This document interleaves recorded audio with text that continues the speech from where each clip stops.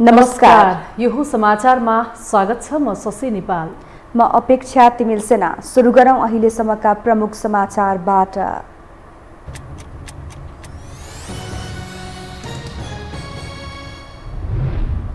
निर्विकल्प अध्यक्ष बन्ने ओलीको योजनामा बाधक बने भीम रावल। अध्यक्ष पदमा उम्मेदवारी घोषणा, 10 बुँदे सहमति कार्यान्वयन नभएको गुनासो। अवकाश प्राप्त उपल्लो तहका प्रहरी अधिकारीहरू राजीनामा, राजनीतिमा आकर्षित।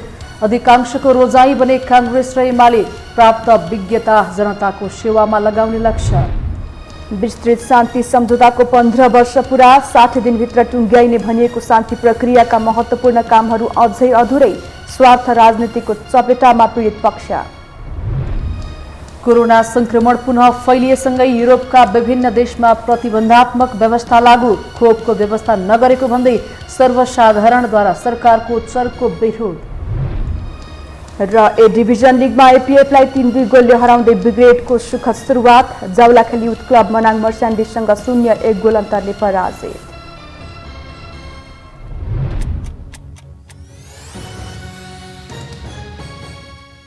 अब समाचार विस्तारमा। नेकपा एमालेका उपाध्यक्ष भीम रावलले पार्टी अध्यक्षमा उम्मेदवारी दिने घोषणा गर्नुभएको छ। आज काठमाडौँमा पत्रकार सम्मेलन गर्दै रावलले यही 10 देखि 12 गतेसम्म हुने 10औं महाधिवेशनमा अध्यक्ष पदमा उम्मेदवारी दिने घोषणा गर्नुभएको हो। पार्टीको विधि, पद्धति, उद्देश्य, लक्ष्य, देशभक्ति र सिद्धान्तको झण्डालाई निष्ठा र दृढताका साथ फहराइरहन अध्यक्ष पदमा उम्मेदवारी दिएको उहाँको भनाइ छ। रावलले पार्टीमा 10 बुँदे सहमति आफूले सोचे अनुसार कार्यान्वयन नभएको समेत गुनासो गर्नुभयो। पार्टीले थप क्षति बेहोर्नु नपरोस् भन्ने भावनाका साथ मतभेद, द्वन्द्व, कटुताका सबै अवरोधहरूलाई बेवास्ता गर्दै पार्टी एकताको पक्षमा र विभाजन तथा फुटको विपक्षमा उभिएको उहाँको भनाइ थियो।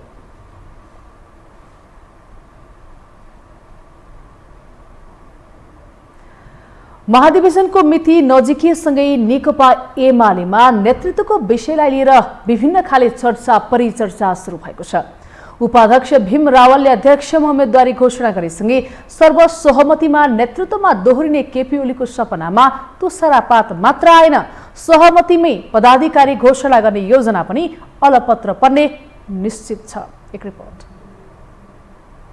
नेकपा एमालेको 10औं महाधिवेशन आउन 5 दिन मात्र बाँकी रहँदा नेताहरू आफ्नो पद सुरक्षित गर्न अध्यक्ष केपी शर्मा ओलीलाई दबाब दिन व्यस्त छन्।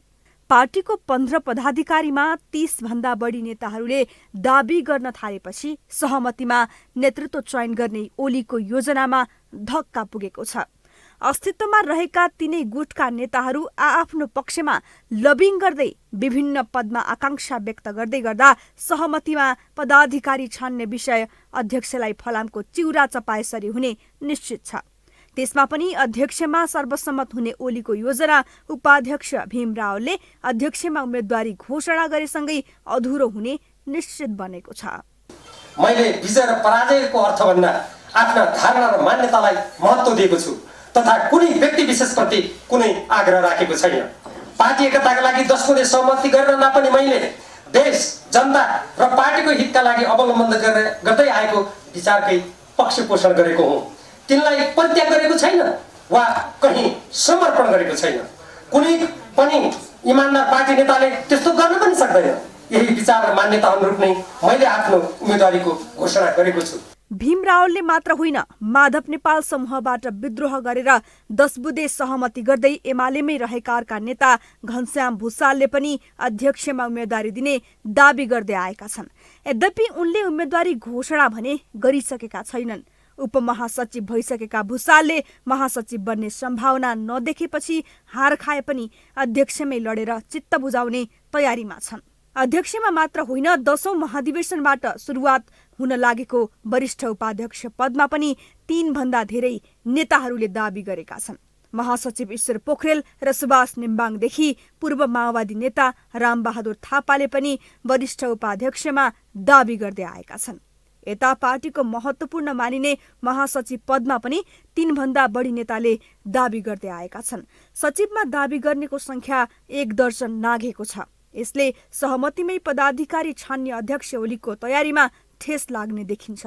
घोषणा चाहिँ गर्न पाइन्छ, तर उम्मेदवारी हुन्छ, निर्वाचन हुने बाँकी छ नि अहिले पनि। त्यसो भएर 10 गते र 12 गतेको बिचमा चाहिँ हेर्नु होला। मलाई लाग्छ अझ पनि हामी सहमति र सहकारी गरेर निर्विरोध नै हुन्छ।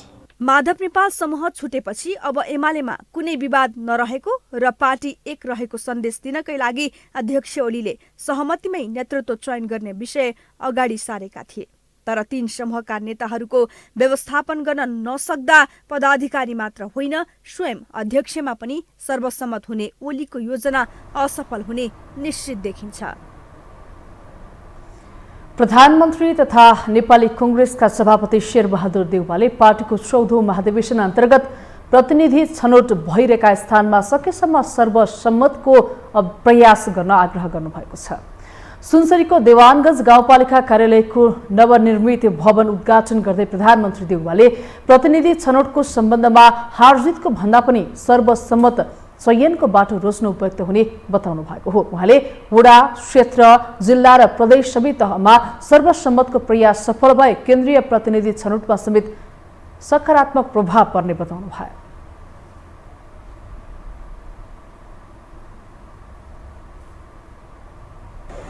चुनाव लड्दाखेरि जिता हुन्छ नि, जिताले दुश्मनको रूपमा भन्दा पनि यसलाई स्पोर्ट्सम्यानको आधारमा यसलाई चाहिँ सहजताका साथ दिएर चाहिँ यो पार्टीलाई अझ पनि बनाउँछ।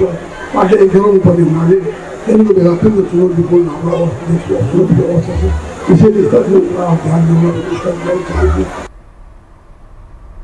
उहाँले आफू सर्वसम्मतको पक्षमा रहेको भन्दै कांग्रेसलाई एक ढिक्का बनाएर अघि लैजानुको विकल्प नभएको पनि बताउनु भयो।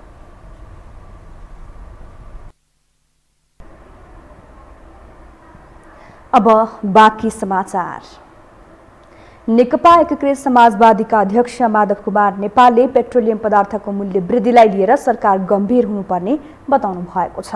आज विद्यार्थी संगठनहरूले पेट्रोलियम पदार्थको कर घटाई मूल्य वृद्धि फिर्ता लिन माग गर्दै बुझाएको ज्ञापन पत्र दिँदै अध्यक्ष नेपालले पेट्रोलियम पदार्थको मूल्य वृद्धिलाई लिएर सरकार गम्भीर हुनुपर्ने बताउनु भएको हो। उहाँले सरकार गम्भीर बन्न सकेन भने सत्ताधारी पार्टीहरूले त्यसमा चासो र सरोकार राख्नुपर्ने बताउनु भयो।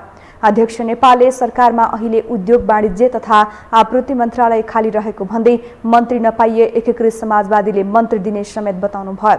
उहाँले पेट्रोलियम पदार्थको मूल्य वृद्धि हुनुमा राजनीतिक कारण हुन सक्ने, तर त्यसै कारणले जनतालाई पीडा दिएर कर वृद्धि गर्न नमिल्ने बताउनु भयो।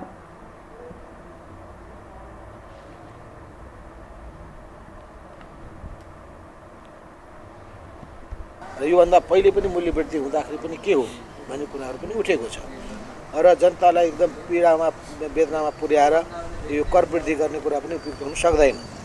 अब समस्याको पाटो होला, बोर्डरमा चाहिँ त्यहाँ तस्करी ज्यादा हुन्छ, यताको सस्तो सामान पारी लिएर जाने, उताको सस्तो सामान वारी लिएर आउने, यस्तो खालको चाहिँ समस्या छ। र त्यसलाई समाधान गर्ने उपायहरू खोज्नुपर्छ र त्यो उपायहरूलाई हामीले साथ दिनुपर्छ। अध्यक्ष नेपालले खाना पकाउने ग्यासमा 12 दिनमा 125 रुपैयाँ प्रति सिलिन्डर मूल्य वृद्धि गर्नु जनतामाथि अत्याचार भएको बताउनु भयो।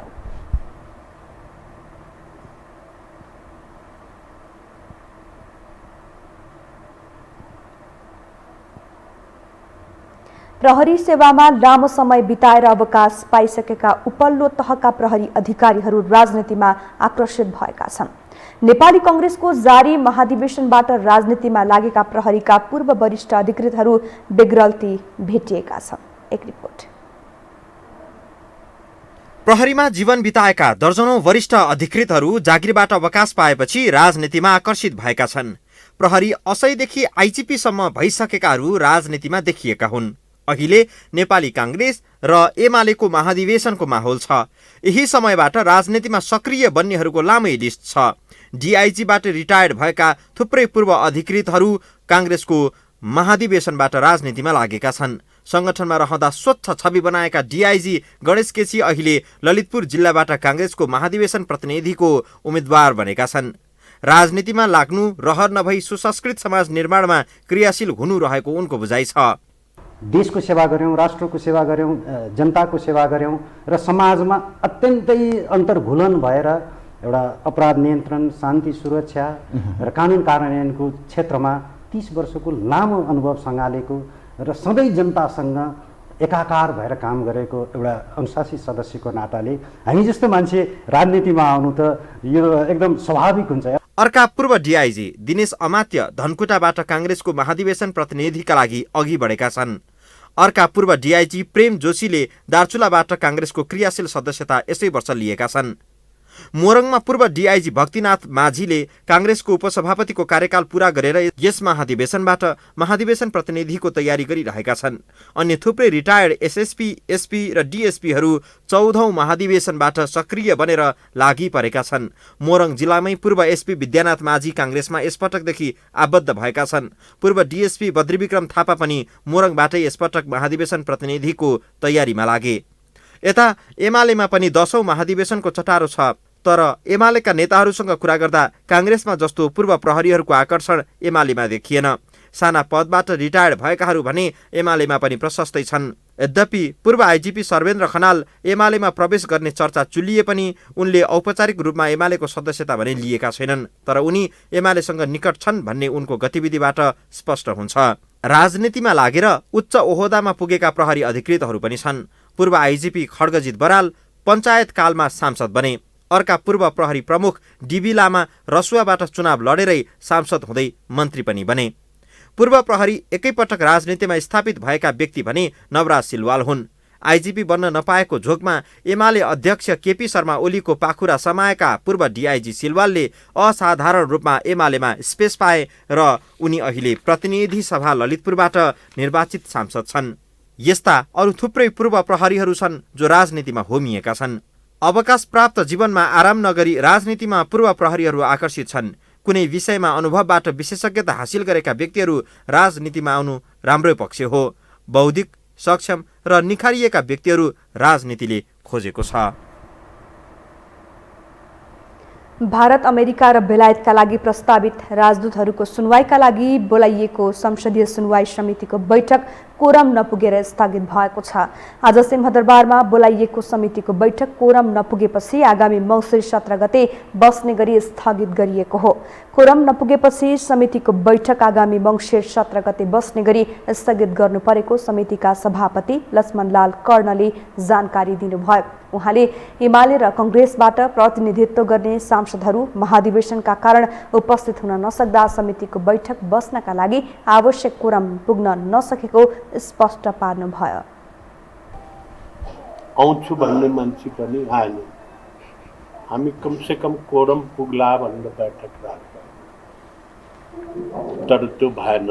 नहुँदाखेरि अब एमालेको बिचमा फेरि महाधिवेशन छ, त्यसपछि आइपिओमा जानुपर्ने निर्णयहरू परेका छन्।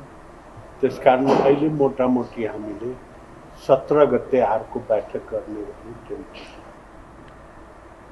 गत कार्तिक 11 गते बसेको मन्त्री परिषद बैठकले भारतका लागि नेपाली राजदूतमा डाक्टर शङ्कर शर्मा, अमेरिकाका लागि नेपाली राजदूतमा श्रीधर खत्री र बेलायतमा ज्ञानचन्द्र आचार्यको नाम सिफारिस गरेको थियो। प्रदेश 2 का नवनियुक्त उद्योग, पर्यटन, वन तथा वातावरण मन्त्री शत्रुघ्न महतो र कानुन, न्याय तथा प्रदेशसभा मामिला मन्त्री प्रमोद यादवले शपथ लिनु भएको छ। आज जनकपुर स्थित प्रदेश प्रमुखको कार्यालयमा आयोजित एक विशेष समारोहका बीच प्रदेश प्रमुख हरिशंकर मिश्रले नेकपा एकीकृत समाजवादी पार्टीबाट मन्त्री बन्न सफल हुनुभएका मन्त्रीद्वय महतो र यादवलाई पद तथा गोपनीयताको शपथ खुवाउनु भएको हो।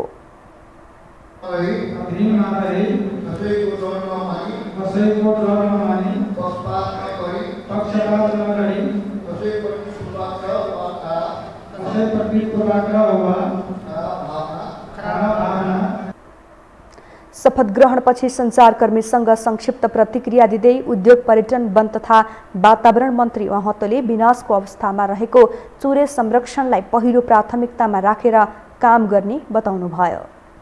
गरिसकेपछि यो 2 नम्बर प्रदेशमा मात्रै होइन, यो देशको एउटा मेरुदण्ड लाइफलाइनसँग जोडिएको चुरे क्षेत्र जुन एउटा विनाश भइरहेको अवस्थामा छ, यसलाई हामी फर्स्ट प्राथमिकता साथ कसरी चुरेलाई संरक्षण गर्ने, जो अहिले हामी भन्छौँ यो देशको सबभन्दा प्रदेश नम्बर 2 अन्नको भण्डार हो, तर प्रत्येक वर्ष क्षयीकरण भइरहेको छ, उब्जाउ जमिन कटान भइरहेको छ। त्यसै गरी नवनियुक्त मन्त्री प्रमोद यादवले प्रदेश र संघीयतालाई संस्थागत विकासका लागि कानुन निर्माणको काममा तीव्रता दिने बताउनुभयो।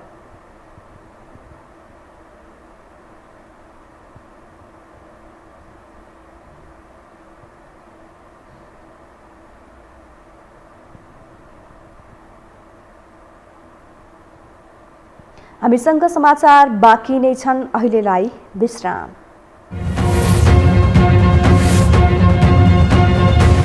विश्रामपछि स्वागत छ अब बाँकी समाचार। 10 वर्षीय सशस्त्र द्वन्द्वको अन्त्य गर्दै विस्तृत शान्ति सम्झौता भएको 15 वर्ष पूरा भएको छ। नेताहरूले नेपालको शान्ति प्रक्रिया विश्वकै नमुना रहेको दाबी गर्दै आएका छन्, तर मुख्य राजनैतिक दलहरूको अकर्मण्यता र गैर जिम्मेवारीपनका कारण नेपालको शान्ति प्रक्रिया र संक्रमणकालीन न्याय अधुरै छ। एक रिपोर्ट। विक्रम सम्वत 2052 फागुन 1 गतेबाट सुरु भएको 10 वर्षे सशस्त्र द्वन्द्वको अन्त्य गर्दै मुलुकमा शान्ति स्थापना अर्थ 2063 मङ्सिर 5 गते तत्कालीन प्रधानमन्त्री गिरिजाप्रसाद कोइराला र नेकपा माओवादी केन्द्रका अध्यक्ष पुष्पकमल दाहाल प्रचण्ड बीच 12 बुँदे विस्तृत शान्ति सम्झौता भयो। आइतबार शान्ति सम्झौता भएको 15 वर्ष पूरा भएको छ। मुलुकको हालको राजनीतिक परिवर्तन, हतियार व्यवस्थापन तथा तत्कालीन माओवादीका लडाकु व्यवस्थापन जस्ता महत्वपूर्ण कार्य द्वन्द्व व्यवस्थापनको सबल पक्ष हुन्।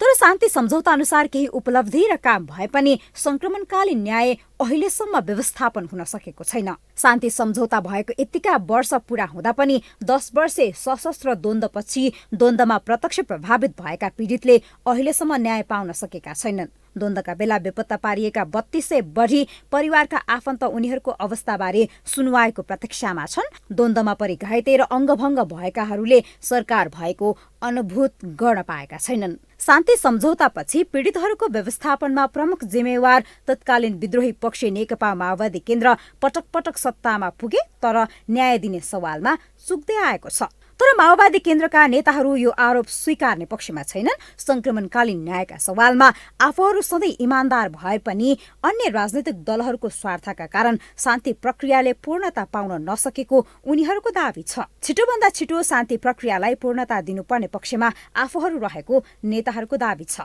यो शान्ति प्रक्रियाको व्याख्या गर्ने क्रममा एक थरीलाई ओहो जनयुद्ध चाहिँ अपराधिक कर्म थियो भनेर स्थापित गर्न मन लाग्यो कसैलाई, अनि उहाँहरू त्यतातिर अलि बल गर्न थाल्नुभयो। कसले दिने माफी, कसले दिने माफी, कसलाई दिने माफी? के उहाँहरू विस्तृत शान्ति सम्झौतालाई तोड्ने कुराको घोषणा गर्नुभयो उहाँहरूले? त्यो हो भने अर्को कुरा हो, नत्र व्यक्तिगत रूपमा यो कसैले माफी दिने कुरा, माफी माग्ने कुरा, लिने कुरा होइन। यो विस्तृत शान्ति सम्झौताप्रति कोही इमान्दार छ, कोही इमान्दार छैन, ऊ परिवर्तनप्रति इमान्दार छ कि छैन भन्ने कुरालाई त्यसले स्पष्ट गर्दछ। उहाँहरू यस्तै कुरा बोलिराख्नु भएको छ किनकि उहाँहरू परिवर्तनप्रति त्यति इमान्दार देखिराख्नु भएको छैन। प्रमुख प्रतिपक्षी दल नेकपा एमालेका अध्यक्ष केपी शर्मा ओलीले भने द्वन्द्वकालमा भएका मानवता विरोधी ज्याजती तथा मानवाधिकार उल्लङ्घनका गम्भीर घटनामा आम माफी दिने कुरामा सहमत हुन नसक्ने बताउँछन्। यता एमाले उपाध्यक्ष भीम रावलले आम माफीको विषय अन्तर्राष्ट्रिय सिद्धान्त अनुसार सत्यनिरूपण तथा मेलमिलाप आयोगको जिम्मेवारी भएको भन्दै पन्छिन्छन्। मैले नेपालको शान्ति प्रक्रियामा धेरै वार्ता सहमतिका धेरै लामा श्रृङ्खलाहरूमा आफूलाई संलग्न गरे। यो संक्रमणकालीन न्यायको अन्तर्राष्ट्रिय सिद्धान्त पनि छ। तदनुकूल के हुन्छ भन्ने कुरा त्यो आयोगले निर्णय गर्ने र यी अन्तर्राष्ट्रिय मान्यता र स्वयं हाम्रा कानुनका मान्यता अनुसार गर्ने हो। पहिलो संविधान सभापछि तत्कालीन विद्रोही पक्ष माओवादी केन्द्र राष्ट्रिय राजनीतिको शक्तिमा आउन सकेको छैन। पटक पटक सत्ता साझेदारी गरेर सत्तामा रहे पनि शान्ति प्रक्रिया र संक्रमणकालीन न्यायका सवालमा तदारुकता नदेखाउँदा अझै पनि द्वन्द्व पीडितले न्याय पाउन सकेको छैन। पछिल्लो राजनीतिक परिस्थिति हेर्दा यो प्रक्रिया अझ लम्बिने निश्चित छ। यो हो टेलिभिजनका लागि क्यामेरामा सुरज श्रेष्ठका साथमा निम्लेकी शेर्पा, काठमाडौँ। नेपाल बार एसोसिएसनका अध्यक्ष चण्डेश्वर श्रेष्ठले न्याय प्रशासनमा भएको अधिकार कटौती नभएसम्म प्रधान न्यायाधीशले बिचौलिया पाल्ने काम नरोकिने बताउनु भएको छ। आज नेपाल बार एसोसिएसनले सर्वोच्च अदालतमा दिएको धरना कार्यक्रमलाई सम्बोधन गर्दै अध्यक्ष श्रेष्ठले न्याय प्रशासनको जिम्मा प्रधान न्यायाधीशले लिएसम्म बिचौलिया पाल्ने काम नरोकिने बताउनु भएको हो। न्याय परिषदबाट न्यायाधीशहरूलाई सरुवा काजमा पठाउने अधिकार अझै पनि प्रधान न्यायाधीशले लिइराखेको र कोही अधिकार मार्फत आफू अनुकूलको काम गर्न सक्ने उहाँको भनाइ छ। गोला प्रथा लागू हुन साथ प्रधान न्यायाधीशको दार्हा नङ्ग्रा गयो भन्ने भ्रम नपर्न पनि उहाँले आग्रह गर्नुभयो।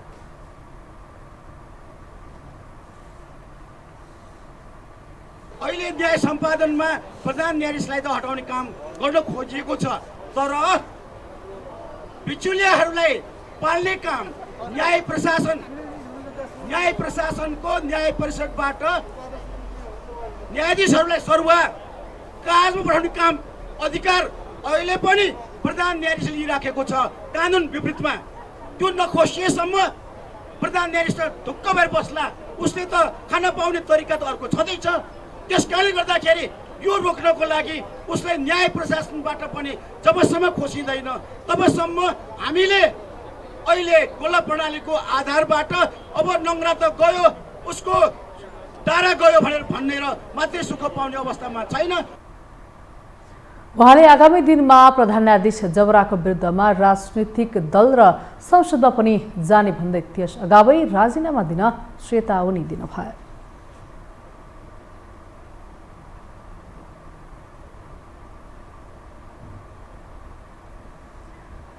आइतबार विश्व टेलिभिजन दिवस विभिन्न कार्यक्रम गरी मनाइएको छ। सन् 1996 बसेको संयुक्त राष्ट्रसङ्घीय महासभाले हरेक वर्ष नोभेम्बर 21 विश्वभर टेलिभिजन दिवस मनाउने निर्णय गर्ने अनुसार यो दिवस मनाउन थालिएको हो। सन् 1930 को दशकमा प्रसारण सुरु भएको टेलिभिजन प्रविधिलाई अहिले सबैभन्दा सशक्त सञ्चारको माध्यमका रूपमा लिइन्छ।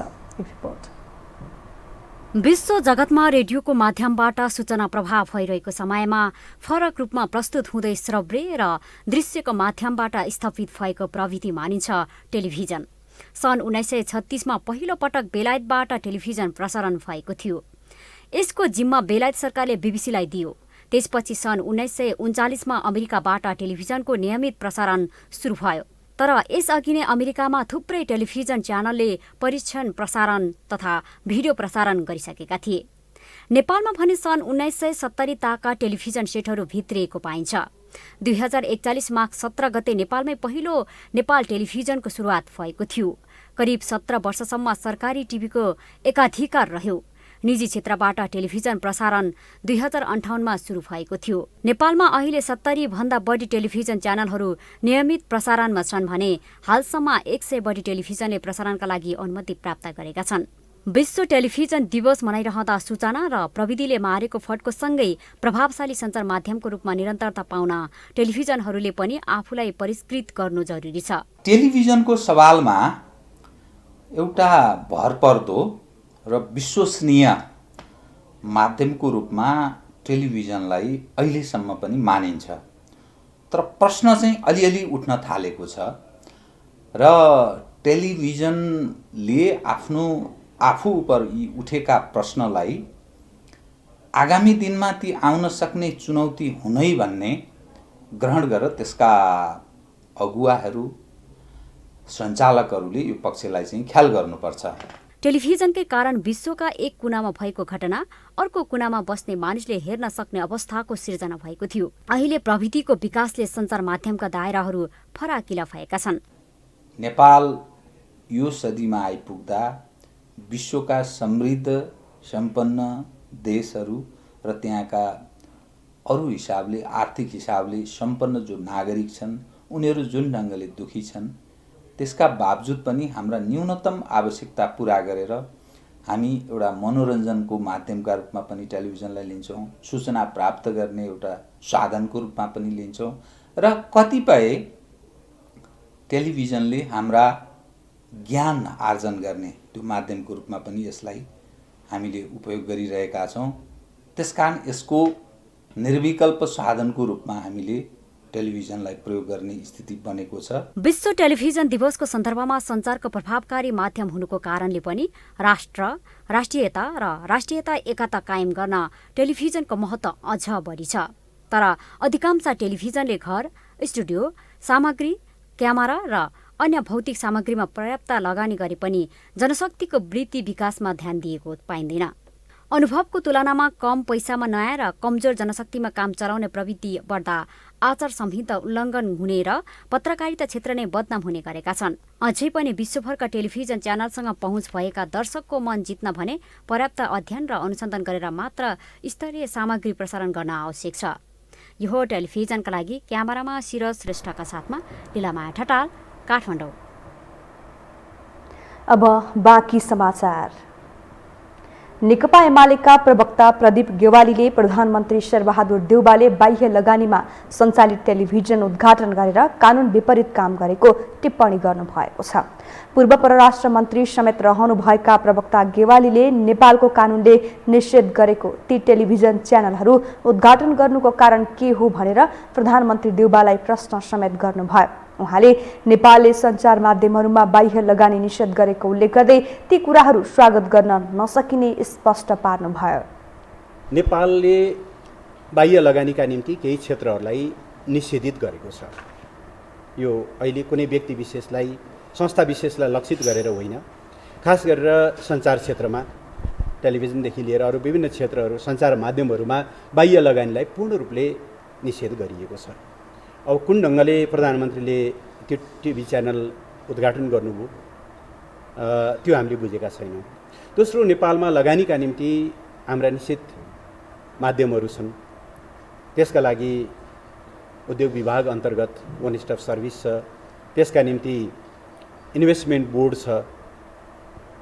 बाह्य लगानीलाई के सुविधाहरू दिने नदिने भन्ने कुरा चाहिँ हाम्रा निश्चित नियमहरू छन्। गत मङ्सिर 3 गते योग गुरु रामदेवको स्वामित्वमा रहेको पतञ्जलि कम्पनीले काठमाडौँमा सञ्चालनमा ल्याएको 2 टेलिभिजन च्यानलको प्रधानमन्त्री देउवाले उद्घाटन गर्नुभएको थियो।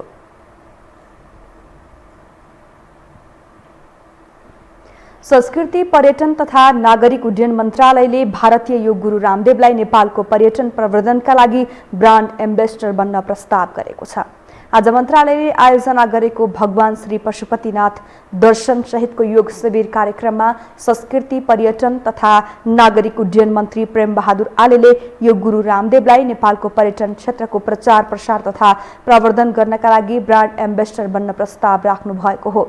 मन्त्री आलेले रामदेवलाई ब्रान्ड एम्बेसडर बन्न प्रस्ताव सहितको प्रमाणपत्र दिनुभयो। पर्यटन मन्त्रालयको तर्फबाट हार्दिक स्वागत गर्न चाहन्छु। उहाँले योग शिविर सञ्चालन पनि भर्खरै गरेर सम्पन्न भइसकेको छ। म उहाँलाई टुरिज्म प्रमोसनको लागि संस्कृति, पर्यटन तथा नागरिक उड्डयन मन्त्रालयको तर्फबाट म उहाँलाई टुरिज्म सेक्टरमा प्रमोसन गर्नको लागि ब्रान्ड अफ एम्बेसडरको लागि मैं वहाँ हार्दिक अनुरोध करना चाहूँ। अभी जो आप 4 दिन के भ्रमण में आए, इससे बहुत अच्छा मैसेज भी गया है, विश्व भर में इसका प्रचार प्रसार भी हुआ है। सो अवसरमा योग गुरु रामदेवले नेपालको संस्कृतिलाई संसारभर लिएर जाने बताउनु भयो। उहाँले मन्त्रालयको प्रस्तावलाई गम्भीरतापूर्वक छलफल गरेर निर्णय लिने बताउनु भयो। सन्यासी भले ही किसी एक राष्ट्र का नागरिक हो, लेकिन सन्यासी स्वभाव से वर्ल्ड सिटीजन होता है और भारत और नेपाल की तो प्रकृति और संस्कृति साझी है, पूर्वज साझे हैं और मैं जो प्रकृति और संस्कृति का वैभव नेपाल में देखता हूँ, मैं उसको भारत सहित पूरी दुनिया में लेके जाऊंगा और यहाँ की संस्कृति से यहाँ के लोगों को तो गौरव ही हो, यहाँ संस्कृति और प्रकृति से यहाँ समृद्धि की भी नई बयार आए। इसके लिए हम जो प्रस्ताव दिया है इस पर गंभीरता से विचार करके जल्दी इस पर निर्णय करेंगे। योग गुरु रामदेवले नेपाल र भारतका पूर्वजहरू साझा रहेको धारणा पनि व्यक्त गर्नुभयो। नेपालमा थप 238 जनामा कोरोना संक्रमण पुष्टि भएको छ। पछिल्लो 24 घण्टामा देशभर गरिएको 7845 पीसीआर परीक्षणका क्रममा 232 जना र 1278 एन्टिजेन परीक्षणका क्रममा 6 जनामा संक्रमण पुष्टि भएको स्वास्थ्य मन्त्रालयले जनाएको छ। त्यस्तै कोरोनाका कारण थप 1 जनाको ज्यान गएको छ। थप 370 जना निको भएका छन्। अब पालो आर्थिक समाचारको।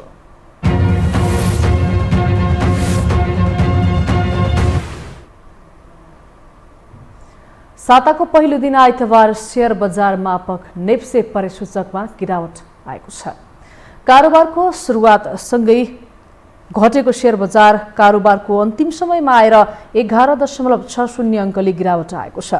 नेप्से परिसूचक 11.60 अङ्कले घटेर 2757.53 अङ्कमा झरेको छ। गत साताको अन्तिम कारोबारको दिन बिहिबार 32.39 अङ्कले गिरावट आएर 2769.13 अङ्कमा सीमित भएको थियो। आज कारोबारमा आएका 225 कम्पनीको 78,94,468 शेयर 4,35,73,09,319 रुपियाँमा कारोबार भएको छ, जसमा 70 कम्पनीको शेयर मूल्य बढेको छ। हामीसँग अन्तर्राष्ट्रिय र खेल समाचार बाँकी नै छन्। अहिलेलाई विश्राम।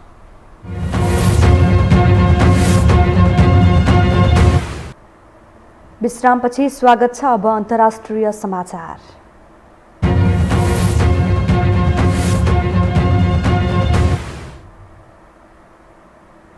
कोरोना संक्रमण पुनः फैलिएपछि युरोपका विभिन्न देशले प्रतिबन्धात्मक व्यवस्था लागू गरेसँगै ती देशहरूमा सरकार विरोधी प्रदर्शन भइरहेका छन्। सरकारले लगाएको प्रतिबन्ध विरुद्ध स्विजरल्यान्ड, क्रोएसिया, इटाली, उत्तर आयरल्यान्ड र नेदरल्यान्ड्समा सरकार विरोधी प्रदर्शनहरू भइरहेका हुन्। अस्ट्रियामा देशव्यापी लकडाउन घोषणा भएपछि राजधानी भियना लगायतका शहरहरूमा प्रदर्शन भइरहेका छन्। खोप नलगाएका व्यक्तिलाई भिड हुने क्षेत्रमा जान रोक लगाएपछि सर्वसाधारण नागरिक आक्रोशित भएका छन्। नेदरल्यान्ड्समा खोप विरोधी प्रदर्शनले उग्र रूप लिएको छ। प्रदर्शन नियन्त्रण गर्ने क्रममा प्रहरीले गोली चलाउँदा 7 जना घाइते भएका छन्। यसैबीच विश्व स्वास्थ्य संगठनले युरोपमा बढेको कोभिडबाट आफू चिन्तित भएको जनाएको छ।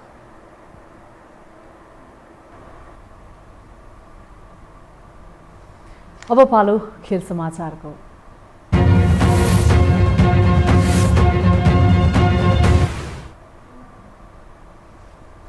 शहीद स्मारक डिभिजन लिगमा आज 2 खेल भएका छन्, जस अन्तर्गत पहिलो खेलमा ब्रिगेड बॉयज क्लबले विजय सुरुवात गरेको छ। विभागीय टिम एएफसीलाई 3-2 गोल अन्तरले पराजित गर्दै ब्रिगेडले सुखद सुरुवात गरेको हो। जितसँगै नयाँ सिजनको पहिलो खेलमा ब्रिगेडले महत्त्वपूर्ण 3 अङ्क जोडेको छ। एपीएफले पनि हारबाट सिजनको सुरुवात गरेको छ। यस्तै आज भएको दोस्रो खेलमा जाउला खेल युथ क्लब मनाङ मर्स्याङदीसँग 0-1 गोल अन्तरले पराजित भएको छ।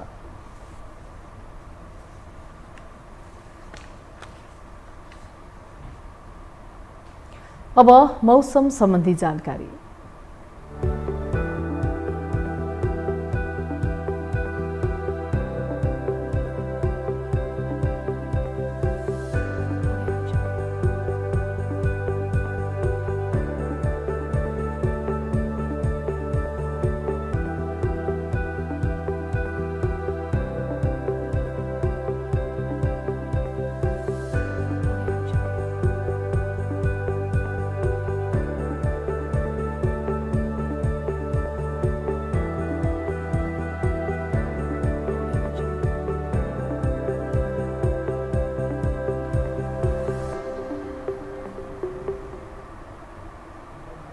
खेलसँगै हामी यो समाचारको अन्त्यमा आइपुगेका छौं। बिदा हुनु अघि प्रमुख समाचार पुनः एकपटक।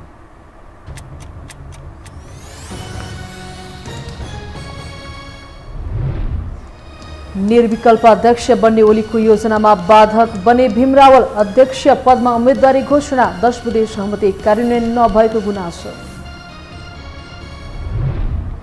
अवकाश प्राप्त उपल्लो तहका प्रहरी अधिकारीहरू राजनीतिमा आकर्षित। अधिकांशको रोजाइ बने कांग्रेस र एमाले। प्राप्त विज्ञता जनताको सेवामा लगाउने लक्ष्य।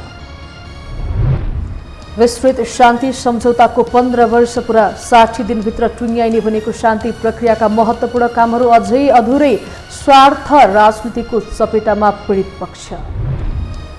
कोरोना संक्रमण पुनः फैलिएसँगै युरोपका विभिन्न देशमा प्रतिबन्धात्मक व्यवस्था लागू। खोपको व्यवस्था नगरेको भन्दै सर्वसाधारणद्वारा सरकारको चर्को विरोध। र ए डिभिजन लिगमा एपीएफलाई 3-2 गोलले हराउँदै ब्रिगेडको सुखद सुरुवात। जाउला खेल युथ क्लब मनाङ मर्स्याङदीसँग 0-1 गोल अन्तरले पराजित।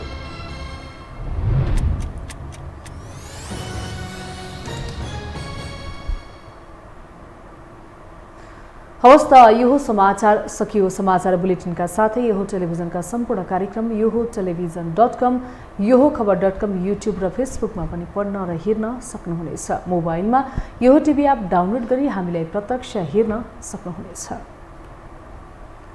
तथ्य सहितको निष्पक्ष समाचार तथा मनोरञ्जनका लागि हेर्दै रहनुहोला यो टेलिभिजन। नमस्कार।